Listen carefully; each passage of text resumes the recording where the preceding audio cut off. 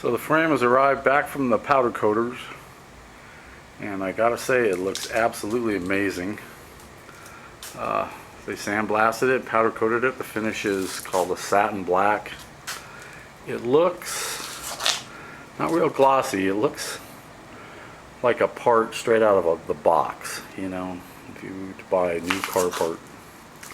And so now I actually have something to build on. I got these mounts set where I need them. There's the rear transmission mount right there, and side motor mounts up here. So they kind of go on that webbing, piece of webbing right there. Show this one over here. And then the conversion plates for the LS motor. You see a lot of things after you've sent them out to be powder coated that you didn't notice until they did it. Here's a factory weld right here that I definitely would have done something about if I'd noticed it. That's pretty rough.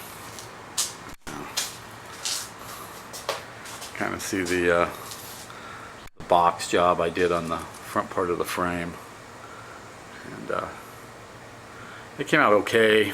I'm looking at the monitor on this camera. It looks alright, so it looks better probably in pictures than it does when you're actually looking at it. I didn't really do a whole lot of smoothing on it. So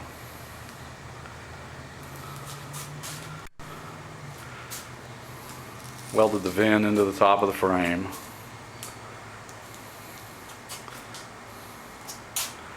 This powder coating process, I was talking to the powder coater about it. He mentioned it's a polyester based product, so it gets in places where I couldn't get if I was trying to paint it, like the spring hanger, some of the frame holes. It's not in all the way inside this tubular frame, but probably farther than paint would have gone. This rear spring hanger, I don't think I could have gotten inside there with paint, not without having it drip all over the place. But as this project progresses, we're going to see what kind of a painter I actually am.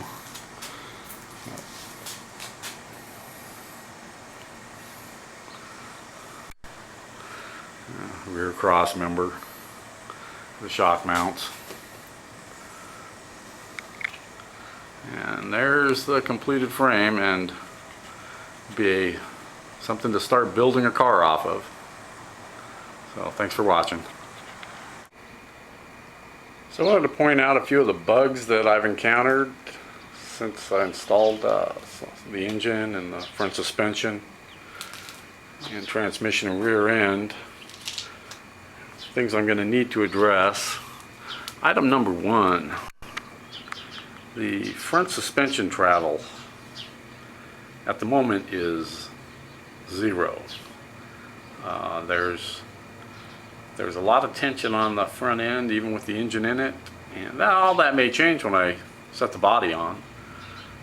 But right now I'm a little concerned that the springs that came with the car are not going to be correct ones for this auto once it's all together. Maybe this might be too much for it. There may have been springs somebody stuck in the car to house a big block. I don't know. And the original exhaust manifolds for this LS engine won't clear the rack and pinion unit down there.